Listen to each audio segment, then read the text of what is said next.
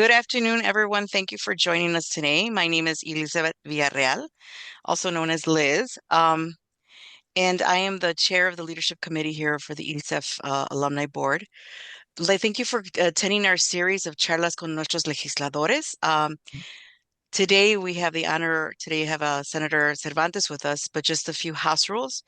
Please make sure to mute yourself. Please make sure to turn off your camera as the recording is going on. We will have 45 minutes to hear from the senator and then 15 minutes for Q&A at the end. Please send your questions in chat. And with that, I will hand it over to Osvaldo. hmm Thank you so much, Liz. And thank you everyone for joining today's call. So my name is Osvaldo Alvarez, Executive Director with the Latino Caucus Foundation. And as Liz was saying, we are very excited to host the second conversation of our series. This initiative gives us direct access to our Latino legislators for meaningful dialogue about policies shaping our communities here in Illinois. Today, we are honored to have Senator Javier Cervantes. Senator Cervantes was born on Chicago South Side. He graduated from Benito Juarez Community Academy, and he has a background in visual communications from the International Academy of Design and Technology. For all of you who don't know, Senator Cervantes has been the one working with the foundation from years ago for all of our videos, all of our logos, all of our work. So for all of those of you who don't know, thank you, Senator Cervantes, for all of the work that you do. And he also did some labor studies at the University of Illinois Chicago. So he has those two worlds. He has served in the legislature since 2022, represents Garfield Ridge, Archer Heights, West Elton, Brighton Park, Gage Park, Chicago Lawn, New City, McKinley Park, Bridgeport, Armour Square, the Lower West Side, and the Near South Side. Yes, I'm reading. Outside of public service, he enjoys photography and spending time with his family. Senator, thank you so much for being here. As you see, I was reading a whole lot about you. And with that being said, why don't you kick us off with telling us a little bit about who you are, more so than what I just read. No, thank you, Osvaldo, and everybody. I'm really appreciative for these pláticas. I think it's a great way for us to be able to reach out to our constituents and folks in the state of Illinois, but also to know more of who we are as people and what drives us to represent, to have this great opportunity to be representatives of the state. So Javier Cervantes, State Senator First District. I've been in office since November of 22. I graduated from Benito Juarez, born and raised in Pilsen, but now I live in McKinley Park. Was born and raised from a single mother here in the Pilsen community, and my father passed before I was born, so been have dealt with a lot of the struggles that unfortunately a lot of our Latino community has to deal with. So, like Osvaldo said, I do have a daughter, she's a 19-year-old daughter, Madison. She goes to UIC. She's part of the lattice programs. Really proud of her. But yeah, and I've spent about 13 years in the labor movement as an organizer at SEIU Healthcare, representing nurses, home care workers, childcare providers. And I've been through the trenches. I remember fighting for the Fight for 15, fighting for increasing childcare wages, and negotiating and winning contracts all across the nursing home division at SEIU, which was really amazing because you get to see the power of the people, how when they get together and how we could get things done. So that's really quickly in a nutshell of what I do in the legislator. I am the chairman of criminal law, which is an honor to have that privilege of chairing this committee. I'm the first non-attorney to chair it. So President Harmon has put trust in me to lead this very important committee. I also sit in labor. I also sit in I'm the vice chair of Alliance Activities, and I also am in appropriations for education. Oh, and also pensions, which is really Ándale. fun to hear at 9 in the morning on Thursdays. Well, it sounds very important, Senator Cervantes. But before I go into all of this, I think that we all have a very basic question that we all would like to ask you really fast. So you are Senator Javier Loera Cervantes, right? So should we call you Senator Cervantes or Senator Loera Cervantes? Cervantes, or just Okay, just Javi. making sure because I feel like all of us that we're all Latinos and we're all like, that's a last name. What do we do? How do It we is do my this? last name. I got my father's last name and my mother's last name. Look at you. Okay, so this is like so for you, it's always been you've been honoring your mom's last name then, right? Oh. Oh, Mm-hmm. Oh wow. What does she say when she sees her last name as her son is the senator and everyone She's very, knows? very proud lady. I mean, I'll keep this in under 30 seconds, but after my father was born, my uncle came from Mexico to bring me and my mother back to Mexico. But she said, I'm not gonna leave because this is the best chance that my son has to do something with his life. So she literally decided to almost sacrifice herself basically to stay in a country that she didn't know anybody, did not speak the language, just to give me the opportunity. So, for those sacrifices and for many other reasons, of course, I always rock the Cervantes. I mean, I am proud Look of at but of course, I'm not gonna diss that side, but that. Cervantes is what raised me, so that's why you see it everywhere. Oh wow, look at that. You see, I'm sure that all of our viewers did not know this. Thank you so much for sharing that because I always see that radiant pride of you in you, and especially like when I went to your office and I saw a picture of your mom, tu Hmm. hija, like all of this, like I see how women had an influence in your life. Absolutely. No, without and I have all my staff is women. We got one lone gentleman that we just hired about a little bit less than a year ago, Antonio, but he's in the minority. But just like we're in the Latino caucus, the men are the minority as well, and rightfully so. So Yeah, no, I see it. Te digo, I see it, and it's obvious. It radiates out of you, right? So that's why I do just want to say that and acknowledge that. And for those of you who don't know, that's why I just kind of want like, a ver, dinos la verdad, verdad. And so, Senator, so you were in visual art. Tell us a little bit about that journey. Like, what was that like? And and how did that journey, if you will, you think still influences you right now? Oh, I love that question. So yeah, so as you know, in Pilsen, we have all it's very creative. Latinos are very creative. Pilsen is just the rich history of the art in Pilsen. You have the Mexican Fine Arts Museum, Arts Museum here, and well, in Pilsen, we have a lot of great artists that have come through Pilsen. Carlos Cortez, just to speak some of them, but there's a lot of we have Pilsen Arts and Community House that's another gallery here in Pilsen. There's a lot of art. The beautiful murals, probably the best murals in the whole state of Illinois are in Pilsen. So when I used to go to school as a kid to Ruben Salazar, this is eons ago.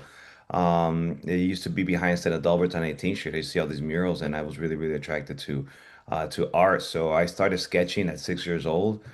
And then I got better as I got older, and then I started sketching like comic book art. So my art looked very much like literally like comic books. I thought I was gonna actually become a comic book artist. That's what I wanted to do when I was growing up. Um, but then I decided that I wanted to learn, I wanted to not just know how to sketch, but be artistic, but also how do you do the digital stuff. So then back in 99, 2000, when the era was starting to kick in, that's when I decided to enroll into the International Academy of Design and Technology. And I joke with my daughter that I learned how to use Photoshop 1. That's how old I am. I'm like, this is like Photoshop 37 now. I'm like, but yeah, kid, I'm like, I did the first one. So yeah, no, I got into that. And then I also got into photography back then too. I had great teachers. Tim Arroyo, a great teacher. He's a teacher at Adobe now. Just learned a lot. And again, Tim Arroyo, Latino from Pilsen. So, I was really inspired by Latino artists. And one thing about being creative is that we just have a different flavor that now the world outside of our culture really wants. They want that Latino, colorful flavor. And now as a legislator, I still have to be creative when it comes to dealing with issues, right? I mean, as you may or may not know, getting a bill done is not easy. At all. Nothing is ever easy in Springfield, but you have to get creative. You have to think outside the box, and I think that's where a lot of my background of being a creative is kicks in too, because I have to think outside the box.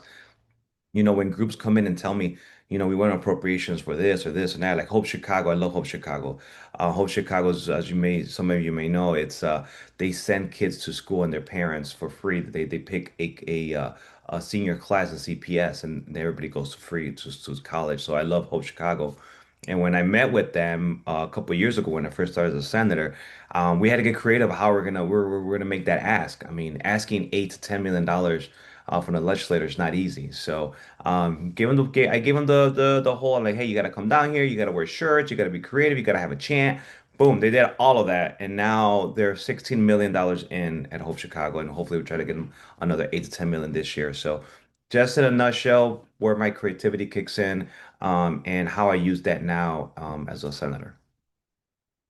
So I'm assuming when you're saying you got to get creative, we're talking a whole lot about like getting people on board. Yep. Yeah. Yeah.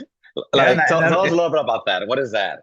Yeah, so I mean, with every legislation, you have to organize too, and that's also as an organizer. So my background as a union organizer really kicks in, also as being a senator because I understand that I need to get at least 30 votes at the minimum. Yes, we're Democrats, but there's going to be Democrats that are not always going to be thinking the same, and that's okay because we all represent different parts of the state where our demographic and our constituents, we may think a little different than the other side of Illinois for whatever reason. I mean, I have one thing I understood as an organizer was and traveling all across the state is that people, working class people, they're going to think differently. People from Jacksonville that are still underserved are going to think different than folks in Chicago that are underserved. Doesn't mean that they don't want a better living for their families, but it's just a different reality that they have. Rural Illinois versus city, the city. So you got to bring people together. I got to speak to my Yeah. colleagues that are more on And the you have both. You have both. You have Cicero, for example, and then you have all the yeah, way here in the city, right? How do you I manage have that? my district goes from starts in Bridgeport, which is a little more moderate, goes into McKinley Park, Brighton Park, Gage Park, which is more progressive. Goes back up to Garfield Ridge, which is still progressive, but starts turning a little more moderate. Then it goes into Cicero, which even though um, it's mostly Mexicanos, our Mexican families are a little more conservative than most people think. I mean, I think of And the bungalows. That's what I'm thinking about right now. yeah, no, exactly. They're homeowners. You know? They're looking for education, safety. They're looking for some things that may not be the same as other parts of my district. But then I go all the way to Brookfield Zoo. So I have folks from Mm. Brookfield, I have Riverside, I have McCook. So I actually have Republicans up there, hard Uh-huh. Republicans. So I have to, as a representative of the district, I have to understand too that they may not be my personal beliefs, but I still have to represent them because they're in my district and I care about what they have to bring to the table because again, they elected me to be the representative. So That's right. That's and right. that's where it comes to be creative. That's where it comes to being an organizer and bringing people together to try to pass an issue. One thing that I also like to do a lot is I like to build relationships with folks that may not necessarily think the same way I do. So I have a lot of folks in the Republican side too that I have a good respect with, and we work very well because, again, I want to get things done, and I need sometimes their buy-in as well. So in order for me to be, in my opinion, a good senator. Um, That's right. That's right. so that's Yeah. where it kicks in. It all comes from, and Senator, okay, so just before we go into all of your work in criminal justice and you Hmm. leading and all of that, um, I, I want to talk a little bit about Benito Juarez High School. Yeah. I went to Kelvin Park High School in the north side. Well, for those of you who know Kelvin Park, I tell people, yeah, that it was the hood, right? So if you see a little bit of homie in me, is that I was one of those bilingual kids that were like the nerds, right? So then once I say that to people, they're like, oh, I get it, right? Was Benito Juarez like that? Like, what was that like? What was? I mean, I never went there. I'm sure a lot of you went. Many people here went there, but what was that like? Yeah. So one thing I want to say about Benito Juarez now, I'm so proud of how much they've done now. They're like in the top 10 school now. These kids are graduating, they're going to college. I mean, God bless them. I'm really happy for where it's been. Now let's go back to my time. Yeah, I that's went right. in 90s, late 90s. The lockers. Oh, that's what I'm assuming, The right? lockers, the fights, Uh-huh. it was one thing I would say, like, we're not going to be ignorant about the fact that Chicago South Side in general had a lot of gangs, especially back in the Mhm. 90s. So it depends what part of the city you lived in. So if you lived I lived in Pilsen, but more by Western, well, I had to go all the way across three different territories Uh-huh. just to get to school. Oh yeah. So me going through these three different neighborhoods just to get to school was a challenge, as I could, but I had I have a good mother that kept me away from that, and good people around me, but it was a challenge not to jump into that. And I think the folks that made it, is because of it's a lot for who they are, but also their families. You need to have that Yeah. support system to get you through. So, oh no, it was a challenge. Benito Juarez was a challenging experience, fun experience, though. I loved it. Yeah, yeah. Prom I was mean, but and awesome, I would say that's what makes you real. I mean, I really mean it. This is what makes you so. I mean, I say it in that.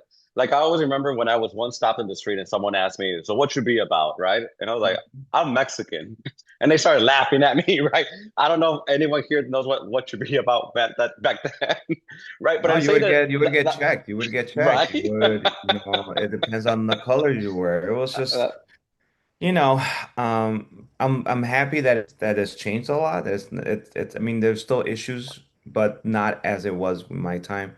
So, Yeah. But and I mean, but I'm sure that all of that you bring it into your work now. You know what I mean? Like even yeah, right now that you're heading this, I mean, I know that you said that you're not the one with the lawyer, the law degree or what have you. But for mm, me is, I mean, to me it's very important that you're doing this, right? And that's why I wanted to bring this up, right? You know, yeah. I don't know. What do you think about this? No, and I think as someone that I think attorneys I love, they see things very like to the letter, right? Hmm. I think I feel like being more Montessori than Yeah. your traditional is I think a good thing when you do things like this because you kind of think outside the box and you all your experiences on particular ex issues kick in. Hmm. And I won't get into it. I'm going to give you an example about where I think my experience jumped in when normally this particular legislation would have maybe been called, and I did get a lot of pushback, but Hmm. I felt like it had to be called because of the experiences that I've had growing up in Pilsen and some of the things that I've seen and how I want to do my best to help protect our youth as well. Yeah. Yeah. No, I mean, that's why I'm saying. I mean, that's exactly why I said what I just said right now. I really mean it that. I mean, what for me, one of the things that is so exciting even about this job as I work with you all, right, is to see how our experience is now leading these efforts. For me, that is power in itself, right? Mhm. And what was I gonna say? But okay, but let's go, I guess let's go ahead and jump right in it. For all of us who don't know, what is this criminal justice committee that you lead? Like what is it that it's looking at? What are the goals of it? Tell us a little bit about what that is and tell us a little Yeah. bit about your work in there. So, so I've been the chairman for this General Assembly, which started last spring. Um, the Criminal Law Committee, every bill that has to do with crime basically comes through my committee. As chairman of the committee, we do what's called bill review. So every legislator and senator and representative that files a bill that gets assigned to my committee. Me and my staff, we had to review every single legislation to make sure whether this is prime or ready to be posted for a committee. But yeah, so these bills range from criminal enhancements to or new titles for a particular crime, any changes in statute that's already exists, um, any public safety issues. For example, the clean slate bill, that legislation, the monumental legislation that passed last year, came through our committee. What was that? Was that? Tell us a little bit about that. So for Yeah, those of so us who clean don't slate know. in a nutshell, basically, it's a non-aggravated criminal type of crimes. It now gets locked up. So it's not just out there no more for people could look up your stuff. Hmm. Basically, the reason why I was done is because a lot of folks that had already paid a debt to society and did not have like violent aggravated battery type of crimes we're being denied jobs, we're being denied housing, and a lot of things that they should be able to have, but because these their past kept showing up in their record, it kept disqualifying them a lot from benefits and not just benefits Mm. but jobs and being able to come back and be productive citizens of Illinois. So this clean slate, which is championed by Leader Sims, was finally passed. They worked on it for a long time and before my time. And basically, I mean, there is a category of crimes that can be put away, like aggravation and sexual crimes, things like that, like Uh-huh. battery, but murder, things like that. But when it comes to any other, like smaller offenses, those get now boxed in so that Okay. we could give folks a chance to be able to, like I said, come back and be productive members of society. So Okay. that was one of the bills that laws that got passed last year, and it came through my committee. And But you were the boss right there. well, just yeah, I mean, the chair, we decide whether something gets called or not. So, Uh-huh. I always feel like as a chair, it is our responsibility though to make sure that we are responsible on what gets called as well. But I That's also right. don't necessarily want to be the judge and juror about a particular matter. I mean, I think if it passes our Constitution, if it passes our lawyers, cross their T's and dot their I's, and we have enough good support, then I think we should be able to hear a bill in committee. So. Yeah. And just wondering, is there anything going on right now in your committee that is related to everything going on right now in our street, like with ICE and immigration and what have you? Is there anything of that is going through your committee right now? Yeah, not at the moment through the Senate. I believe I think there are some legislation coming in from the House. So we Okay. haven't received our House bills yet. Okay. Right now we finished our Senate bills, but the House is right now doing their bills. So it still has to come through our committee. So all the House bills that they pass from over there regarding to criminal law, regarding to mass, regarding to immigration enforcement, things like that, they'll either come through my committee or sometimes they'll go through executive committee. I So see. not at the moment that I know of, Okay. but stay Okay. tuned because we're right. That's why the House is. I think they just finished. They just adjourned, but that's why they were Yeah. in session today because they had deadline week today. Yeah, and I guess the reason why I ask is because, part Mhm. of our goal here, right, even through this Charlas y Chismes, right, that we're having right now, right, is about how can we support the work that is happening in your committee. I mean, I know like even as you were mentioning the t-shirts and what have you, like I'm trying to think of like different ways that, and many people who are here in our plática right now, we have backgrounds in. I'm sure we have a lot of people who are attorneys. We have people with backgrounds in social work and what have you, right? So I'm just trying to think Yep. of like what are some of the ways that we can best support you as you're doing this work. Yeah, I think I'm sorry, I was just pulling up a bill right now that I wanted to see if we could talk about. But Yeah, no, no, oh, please, no. Yeah, let's do that. Let's talk about that bill. No, really, yeah, we can talk about that bill because I think that'll give us like some sort of like creative way of thinking of like what are some of the ways that we can, again, that we can support you in your work so yeah. that knowing that that this will ultimately benefit all of our communities. So let me give you an example. Like right now, there's a bill that I like a lot. There's a lot of work being done. It's the missing person identification law. This is something that's being championed by Senator Michael Hastings. It basically is giving law enforcement the tools necessary it is to try to find missing people. Just in a nutshell, there's a lot more to it, right? But Hmm. um, I think it's a great bill. I mean, obviously, we do have a lot unfortunately, there's missing people, there's trafficking, and we need to give law enforcement the most necessary tools to be able to do their job. So, I'm like that particular bill is in my committee right now. There's a lot of work being done because like we're talking about stakeholders, so we have to make sure that all of law enforcement is okay with it. Also, the ACLU, which as you may know, it's a non-for-profit that's been here for a Hmm. very long time that looks out for the best of residents when it comes to making sure that criminal enhancements, making sure that folks are not human rights violations. They are great at advocating to make sure that we're not hurting working class people. So Hmm. but we're negotiating with them too, right? We got to make sure that they're okay with it. So that's a really good bill. Senator Villanueva has domestic violence records bill that's coming to our committee that was signed to my committee. Um, Jesus, there's so many. I have one that I don't know if it's gonna move this year, unfortunately, because it's a lot of lot of it going on is reclassifying felony murder. They want to reclassify it basically to give it its own classification. And it's getting a little. It's going to take a little more work. I mean, it's a good initiative, but it's going to take a little more work. I'm going to have. Oh, here's one that I got right now. That's coming. Uh-huh. I'm pretty excited for this one. It's coming from the House, but I'm going to be the sponsor in the Senate. It's the cannabis. Basically, when it comes to the smell of cannabis.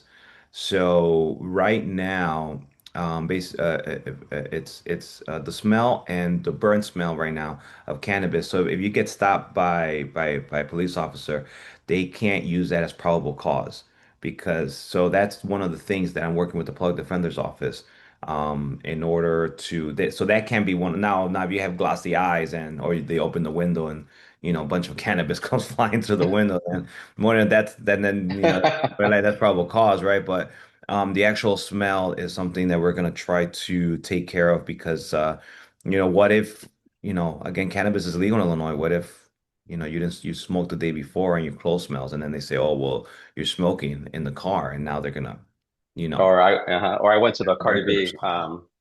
concert last weekend, and I was like, oh, I was like, where was I? That's what I'm saying, right? So that's one of the bills that's coming from the House, Uh-huh. and I'm gonna handle it in the Senate. So just to give you a understanding of the type of laws that come through, bills that come through our committee. Yeah. But your question was how can you support it? Yeah. Um, Look, I mean, our stuff is on ilja.gov. You guys could check out. Look, I would try to especially encourage young people, go on Yeah. our ilja.gov website and see what we're doing. Check our committees, read up. It's fascinating stuff. Don't worry. We could nerd out there, right? Oh yeah, you if you spend 1 hour reading this stuff, you're like, whoa. This Uh-huh. is the stuff that's gonna govern your everyday life. Not yeah, federal level, of course, right? But not to the extent that Yeah. local level does. So, go online, check it out, read some of these bills. Or if there's something that you're really passionate about, let us know. I mean, as a chair, I want to hear from folks. I want to know, That's hey, right. this is important in my community. This is hey, Mhm. Senator, why don't we maybe run a bill on this or why don't we do this or when it comes to immigration reform right now or not necessarily immigration reform but protecting our community from ICE and from all these from the administration coming after our folks. What is it that we could do? If you just have ideas, let us know.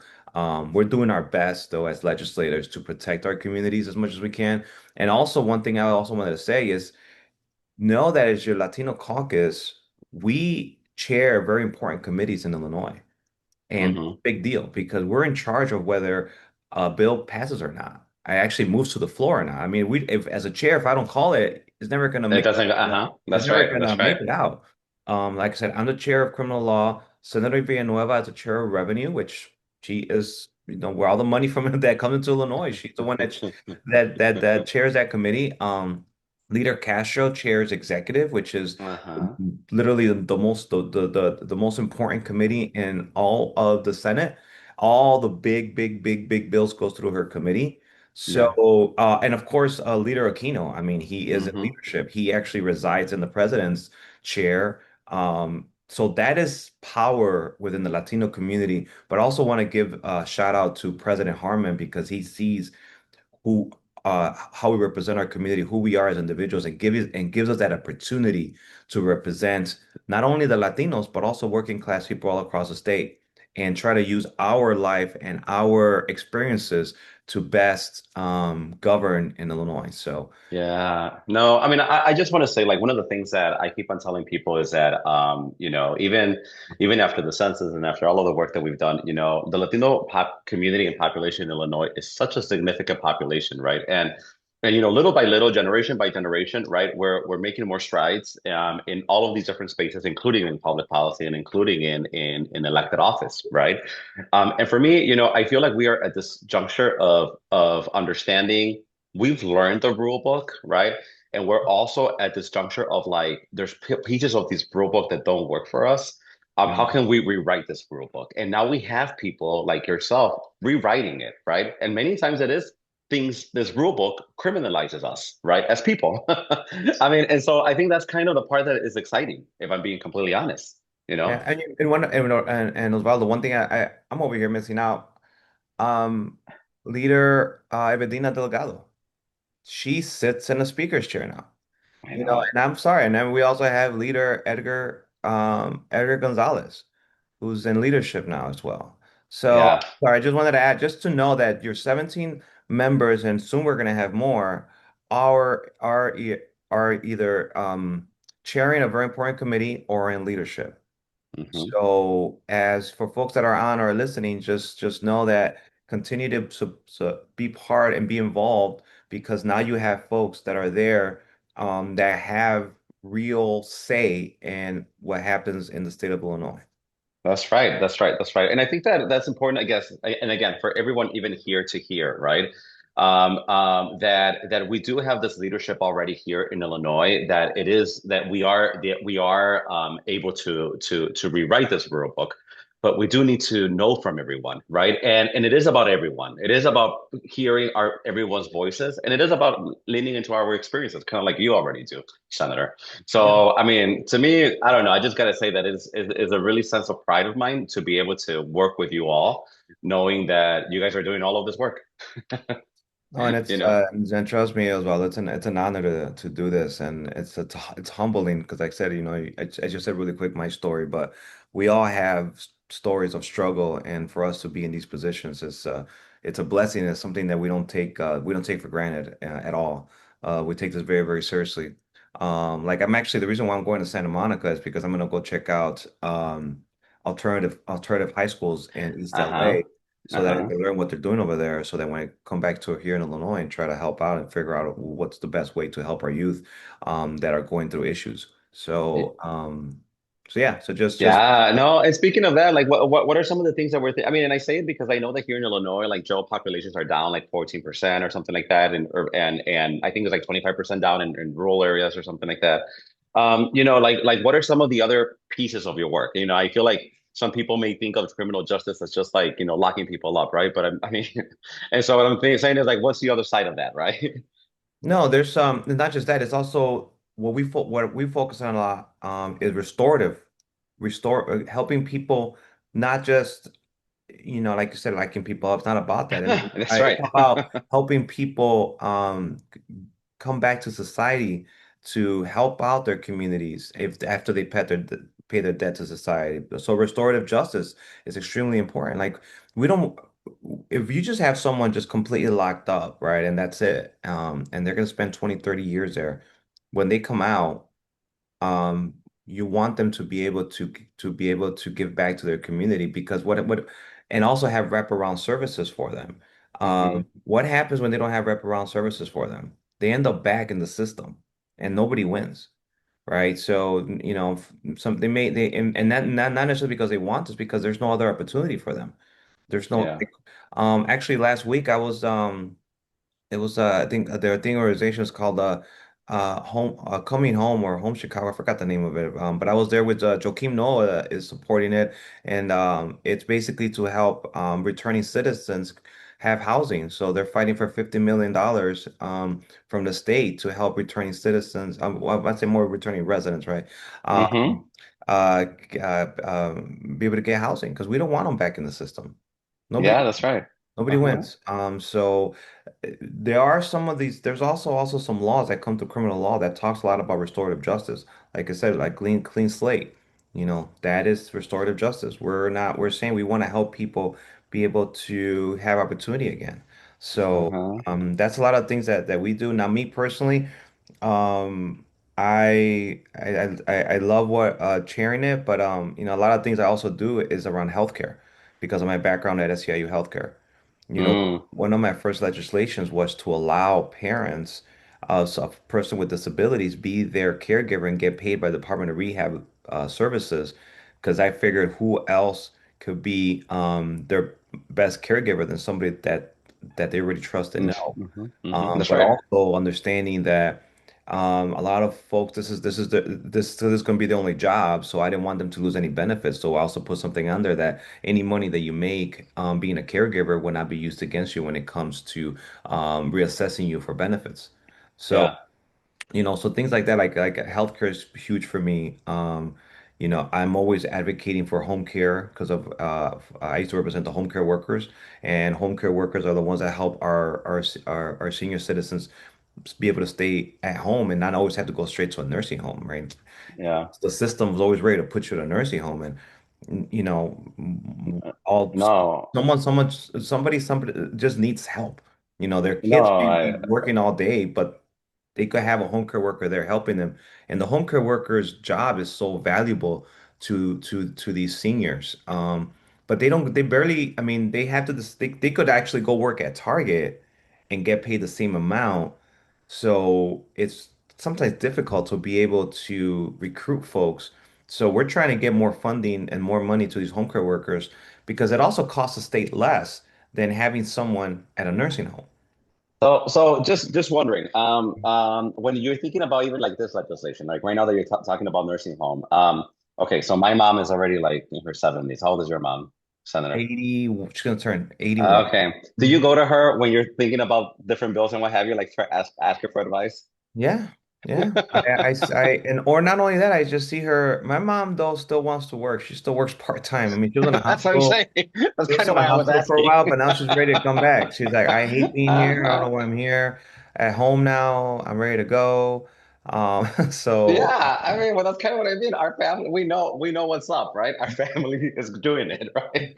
and people don't want to just stay home. I mean, like honestly, my mom, I know that I think her health deteriorates the longer she stays just at the house because she's like, what am I Hmm. doing here? I want to go back to my job, her part-time job that she's really happy to have. That's right. So that's so we have to. So yeah, I do listen a lot to my mom's opinion. I also go back to a lot of my experiences representing Uh-huh. workers, seeing workers and assisting living centers too.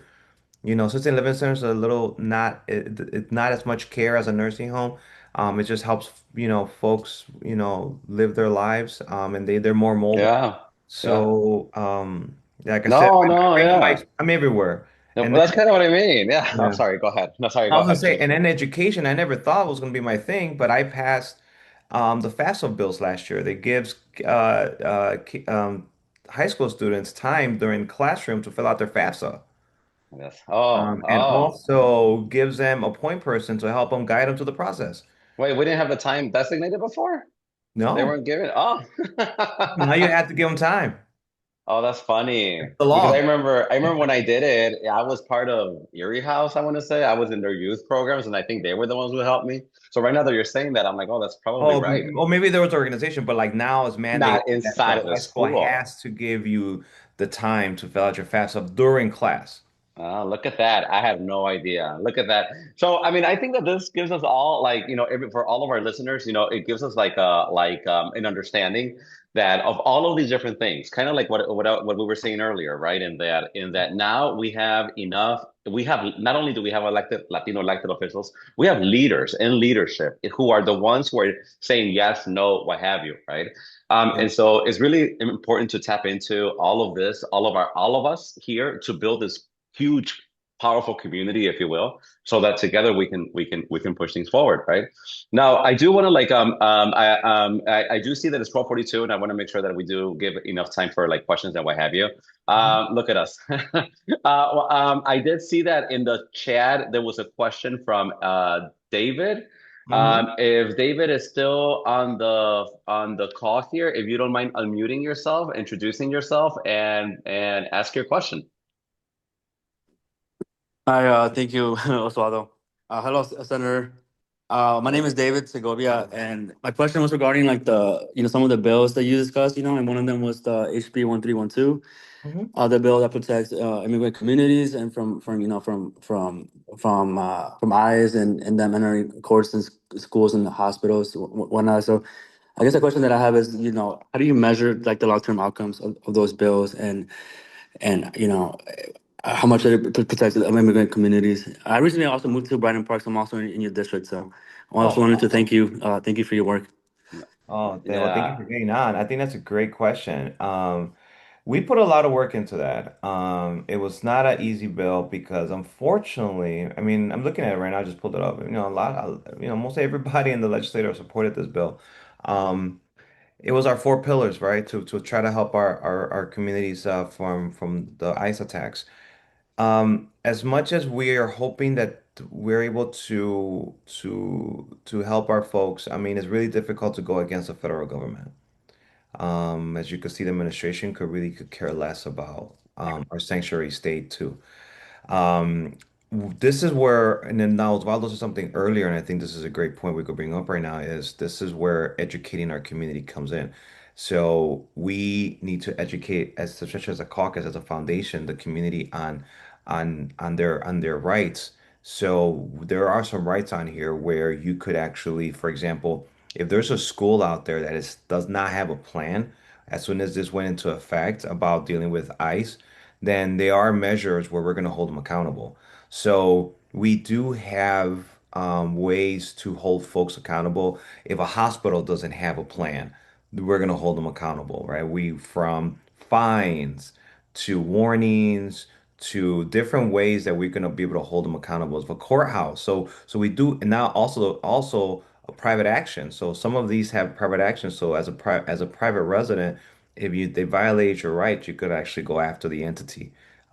So we are just trying to find tools to be able to give our community that right. But the thing about it, again, it's going to become to education, and also we need to know more about what's going on. So um, I'm hoping that these none of these have to be exercised. I'm hoping that every single hospital, school, and courthouse has a plan. But I think that's a great point. I think that's something as a foundation probably we have to look into is how do we kind of have a better. But actually, that's a great point though. One thing I've got to say is we do have appropriations coming up. So I sit in education for appropriations. So that's a question that we're going to be able to ask them when they come in front of us, when they asking for more funding. We're going to say, well, we're going to ask, where's your plan? What kind of plan do you have? Yada yada. So higher education. You have folks. Senator Aquino sits in higher education. I think Senator Villanueva as well. So you have foundation members that sit in all these different appropriations committees where we're going to be able to ask these questions, and they're going to have to show us their plans. So a great question, and that's something that we're going to start doing as soon as our appropriation hearings start. Fairly, I think they already started. So Yeah, no, and also this goes back to what we were saying earlier, in terms of how you all can be engaged, right? Like mhm. even in this case, David, I mean, honestly, we don't know all the answers, right? And you're looking at things that we're probably not being able to see, right? And so I think that this is where it comes into what the senator was saying earlier about making sure that we keep ourselves engaged with our elected officials, with the understanding that our elected officials can champion a lot of these things, right? So evaluation is always hard, right? Because we can see the numbers, we can see the data, we can see the report, and then you can be living something differently, right? You, Exactly. you know what I mean? It's like that's just what it is. But okay, I see. I believe Liz Villarreal has another question. Liz, if you don't mind unmuting yourself and asking your question. Hi, Senator. We met at Ilache. Oh, I see. live in McKinley Park, but unfortunately, the way they were restricted, I'm not your constituent, just by a little chin chin chin. So my question is, currently I'm a doctoral student, a doctoral candidate, and I'm doing my research on the lived experience of Latinas in dialysis. Unfortunately, it's close to what I'm living. And in doing research, I realized that Latinas are not represented in trial studies, are not really focused on overall. How can I help bring advocacy or more awareness? Because Latinas and Latinos tend to have higher numbers of kidney disease, diabetes, and high blood pressure. And diabetes and high blood pressure will eventually lead to kidney failure. So how can I get involved? Because this is something that we need to really talk about. Great question. So I think we have control over that in Illinois. So we can definitely run some legislation to talk about that to make sure that we hold big pharmaceuticals like Genentech. They're here in Illinois. We have Pfizer here. There's a lot of them that are here that we could hold them to that. They're a lot of them that do get state funding, or so we whoever's in Illinois, we would have we could control or at least suggest or pass legislation that will start making those changes. I once upon a time used to be pretty. I used to work with this dialysis company called Fresenius. So I did government relations work for a little bit after I was a union representative, and I learned a lot about dialysis. I learned a lot of, but not only that, I also learned a lot of um, what happens in our underserved neighborhoods. I mean, if you look at the food, if you look at the quality of life that we have, it leads a lot of folks into that, right? You go everywhere in these underserved neighborhoods, and they just from pollution from that lead to folks being in dialysis. So we need to also hold some of these companies accountable. So um, I think that's a great bill that we could talk about next General Assembly. And it's not just about the pharmaceuticals, but what I'm finding too is the how the hospitals and centers treat patients, right? There's a disconnect between language barriers, immigration status. I mean, we can have a one-on-one because as I'm putting together my literature, and Mhm. I unfortunately, have been diabetic for over 35 years. And so there's a lot of factors that play into it, but I think a lot of it has to do with early prevention and just having that conversation in community because I think people don't like going to the doctor. Um, and sometimes it's not a pleasant experience. But it needs to happen because I don't want someone to go through this. My whole thing is getting ahead of it to prevent people and to raise awareness. Yeah. That's my thing. I agree, and preventative care is very, very important. Something that unfortunately we don't really get a lot of funding when it comes to, especially our underserved neighborhoods. So I think that's a bigger discussion we could definitely have, and I agree with you 100%. Access to healthcare too. I mean, we don't have enough professionals out there. We don't have enough physicians. It takes forever sometimes to get an appointment. Hmm. Um, I mean, honestly, the way I see it is like unless you're dying is when they're willing to see you. And what they say, go to the emergency room. That's where Yeah, they and by want to that put time it's too late, right? So it's yeah. And it's also more expensive, right? I mean, but it puts a yeah, lot of people in debt. So I think it's a great question. I think it's a bigger discussion. I think as a foundation, as a caucus, we could look into it, and look at some possible legislation to talk about next year. That's So right. thank I'm you. with you 100% on that. I think we have to work on that. That's right. Thank you. And thank you for that. Thank you for that question, Liz. Thank you for because honestly, and even as I was saying it right now, right, that now that Latinos were like second, third generation here, these are things that our parents and our grandparents were going through, but because we didn't have someone, we weren't really talking about it. We didn't know how to talk about it. We were probably talking to our parents, our people in Mexico or whatever, right? Yeah. And so bringing these things up is really important because it adds to the paradigm of all the work that we need to think about. So anyway, I saw Nancy had the hand raised. If Nancy, if you'd like to unmute yourself and ask your question. Yes, good afternoon, everyone, and Senator Cervantes. It's nice seeing you again. I don't know if you remember me. My name is Nancy Yeah. Esmini Barra. I'm the Managing Director at Corazon Community Services. Hmm. So my question for you today is, what steps are being taken, if any, at the state level to ensure that nonprofits in our community have access to sustainable funding for operational expenses, not just for program-specific grants, so that we can maintain staffing, infrastructure, and long-term impact? Great question. I'm glad you're asking it right now. Because for example, for us, the Senate president just sent us a survey and asked us what's important to us. So or so our especially I could tell you the progressive, not just the Latino caucus, but progressive caucus, which has, African American and Caucasian, everybody, right? So and progressive caucus is pretty big. I mean, I think it's almost like 80% of the Senate.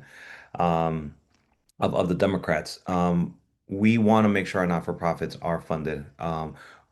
We haven't now, if you recall, a couple of years ago when we had COVID, we had the COVID funding. There was a lot of operational grants that were coming through. Um, and they would give the senators like a certain amount for operational grants, and we would be able to deviate here and there.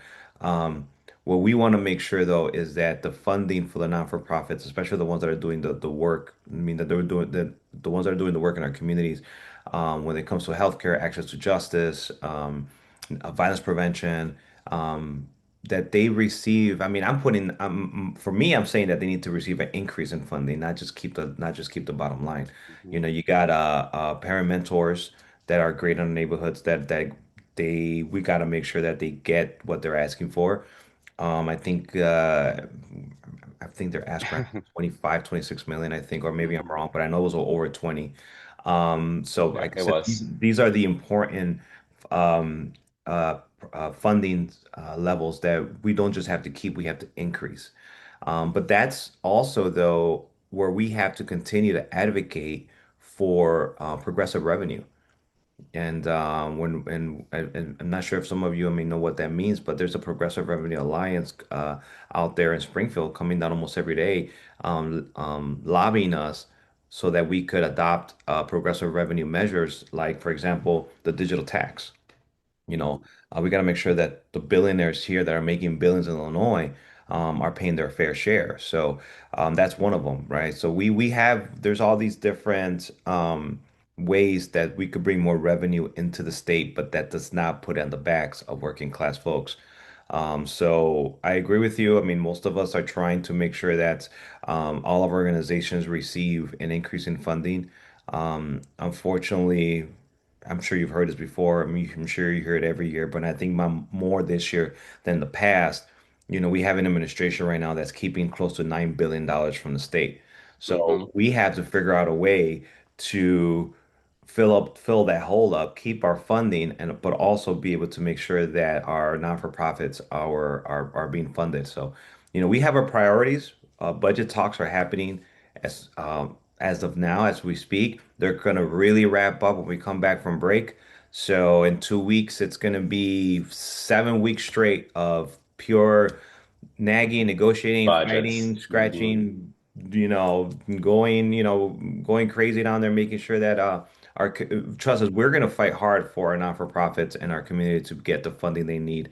Nothing's going to ride with the Latino caucus if our folks are not taken care of.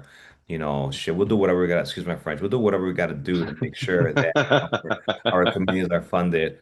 Because I always say this, siempre dicen que no hay dinero, but they always find it under the freaking bed or under the Oh yeah, oh at the end yeah. of the day, they'll find it somehow, some way. Or, you know, I say this too, if we were able to find 500 millions in quantum computing, We can find I wasn't a fan of right. that. I'm gonna say this right now. I do believe Uh-huh. quantum computing is important. It's great, but I'm not gonna say yes to that when we have non-for-profits that are not getting funded. That's right. So That's right, Senator. No, thank you yeah, for it's saying that. a lot of things. I could get I into know we can box. go I on, know there's but enough Senator, time, but that's right. That's right. And Senator, just we have know that four. we're gonna keep we're gonna hold strong. We're gonna hold the fort. That's right. And I think that, and I think to what you said that, I think that what was also kind of exciting, and for those of you who don't know, through the foundation, we've been able to develop our policy work, and our policy team so that we are now looking more strategically into budgets of a lot of different state agencies, appropriate agencies, universities, commissions. And it's really interesting to what the senator just said that that there's actually a lot of dollars out there, right? That we can think about and we can and trust us. Like I right now I mentioned Erie House, right? When I that I a program I went through those programs. We all had, what I mean. We all know what these our nonprofits do for us. Yeah. We're products of this, and we're very excited of it. But we do have like 4 minutes left, Senator. Before we close, we like to do some popcorn kind of questions to our speakers before they leave, Mhm. that let us know a little bit more about who they are. So you have no more than a second to think about. So you have to answer these really quick. I have a Okay. series of 10 questions, and here they go. Sketchbook or iPad? Sketchbook. People or places? People.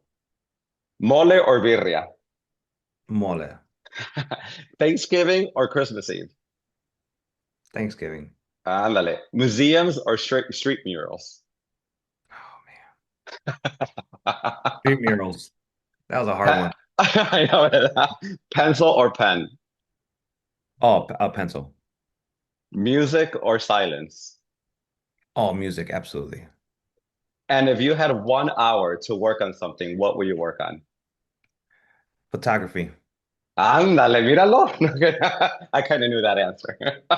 Yeah, I miss Oh, going. I miss going out to. I used to. I don't know. Some of you know I'm a photographer, so as well. And I used to just grab my camera, put my Kango head on, put my trench coat, and go out into downtown for hours and just take pictures of it and anything. But I haven't had the time to do that in a while, so I can't wait till I do that again.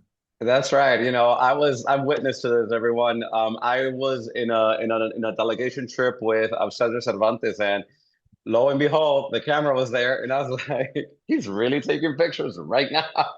So it's very nice to see that you haven't lost that of you, I have to say. Honestly, for all of us to see it, I'm telling you that you're like a very true person. So that's something that we all adore, and it's truly a privilege to work with you. Same. No, and with that, Senator, thank you so much. I want to thank you so much for taking time for being with us, for joining today's charlas con nuestros legisladores. I know that this conversation offered to all of our listeners valuable insights into criminal justice reform, equity, how the recent changes impact our Latino communities. But most importantly, it got us to know a little bit more about who you are, right, and who our leaders are in Springfield. Senator, I really mean it. Thank you so much for being here with us today. Any closing word, any closing remarks that you would like to give to everyone before we close? No, just again want to thank you, Osvaldo, and the foundation for doing this. It's important that we get to have that open dialogue with folks, and please, we have another about 2 months left in session, and continue to go online, check out what we're doing, support the fight that we're doing because we can't do it alone. We need all our community with us to get things done. So, but again, That's thank you right. again, and I'll see you all soon. That's right. Thank you so much. Thank you so much, Senator. And everyone, our next charla, it'll be on May 1st. Liz, do you mind giving just a quick announcement about this Yes. really fast? So the next charla is with an alum herself, Representative Barbara Hernandez, who will talk about immigration and human rights in our communities. And she's in the 50th district. So please join us May 1st at 12 p.m. again with another wonderful charla with another one of our legislators. Yeah. And And with thank you that, all for being here. thank Thank you, you. everyone. Bye. Okay. Bye. Have a good one. Bye. Bye.